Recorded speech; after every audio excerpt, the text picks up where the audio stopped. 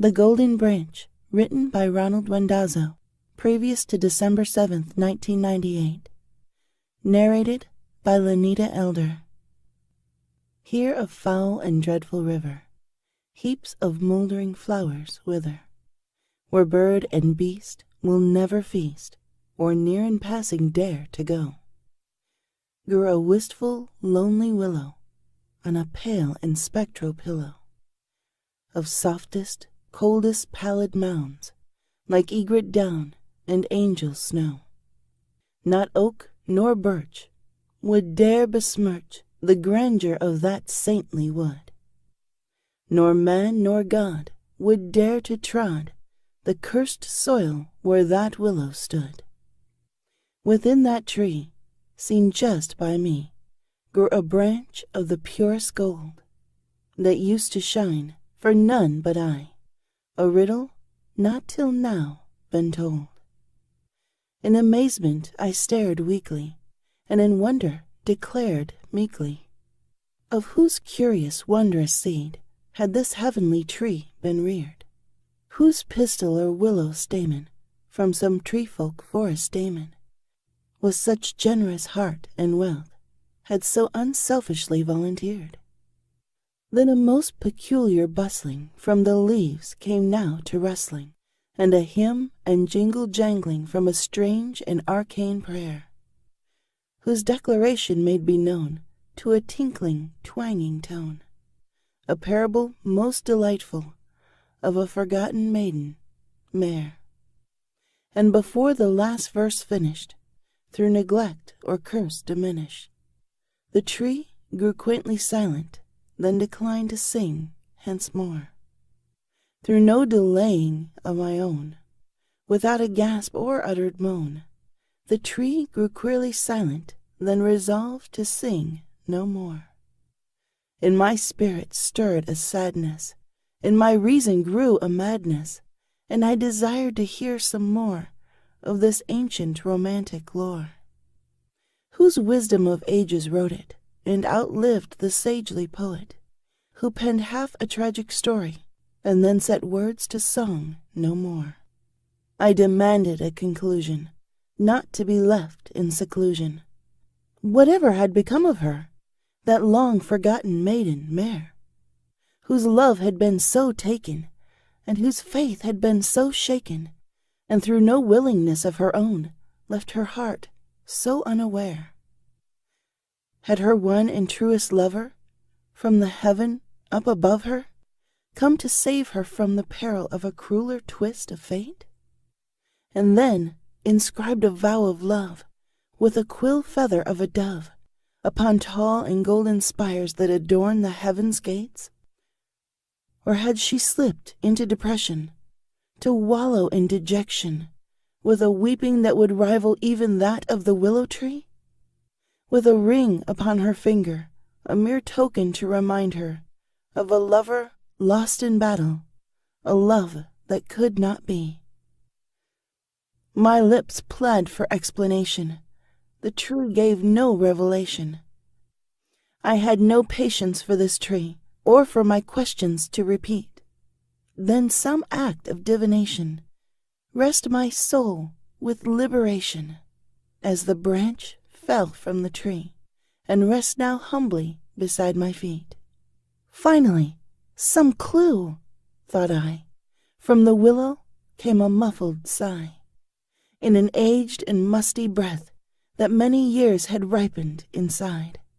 Then, with no more reservation, I pulled the branch in resignation, crying, "You stinking demon tree, now why hast thou still not complied?"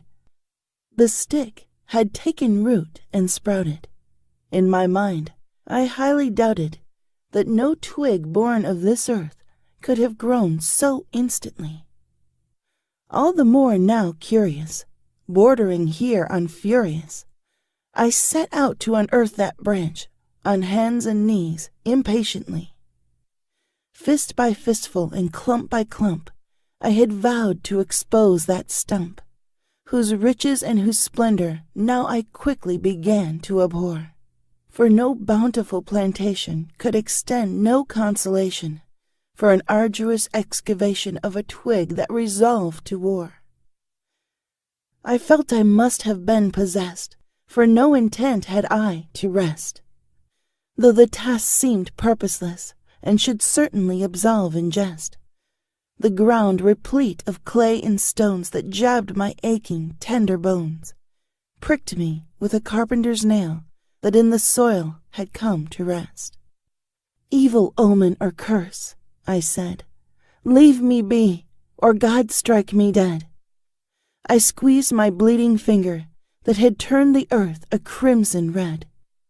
As the branch neared to be exhumed, to digging then I soon resumed. My blood into the soil bled, my life on which the willow fed.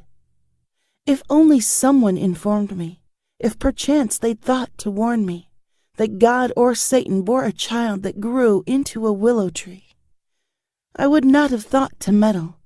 I'd be pleased as Punch to settle for an incomplete poem of love, and on my way go merrily.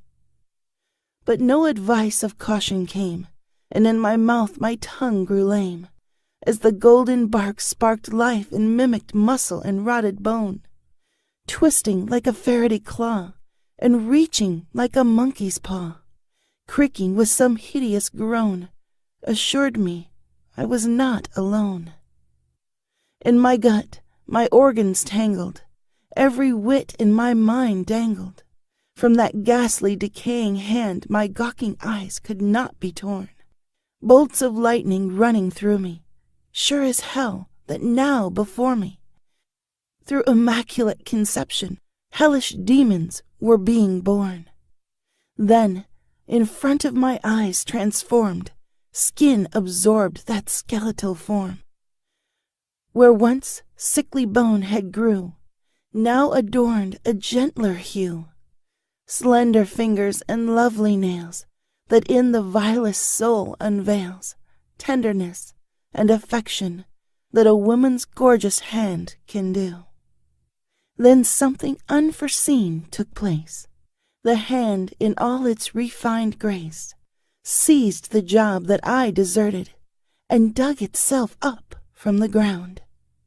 I merely stared, could only stare, till what I saw could no more bear.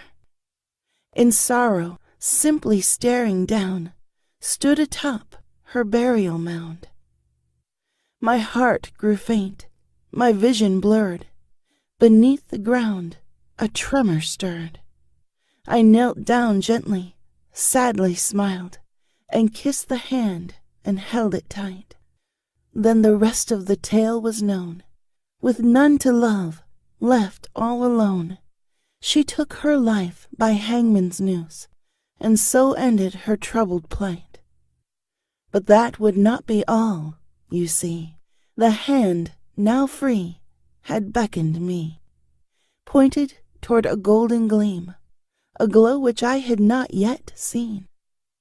Reaching out, the hand extended, as if on that thing depended, as if on that thing reflecting was life or death of mare between. I brushed the dirt aside, astounded. In the grave a weeping sounded, though no visible orifice upon the corpse had moved at all. I took the object in my hand, brushed away the grime and sand, and in my palm rest a golden ring that fit a finger meekly small. Upon her hand I placed the ring. My mind was sure of just one thing. Mare had the most loveliest hands of any I had ever met. As if my thoughts had just been said, or if my mind had just been read, she squeezed my hand so daintily, as though to pay off some great debt. I covered up the shallow grave, as Mare sent me a parting wave. And then I knew what all had meant. From heaven had an angel sent a willow with a golden limb, a deep and ancient wondrous hymn, and I to mend the whole event, so Mare could part this world content.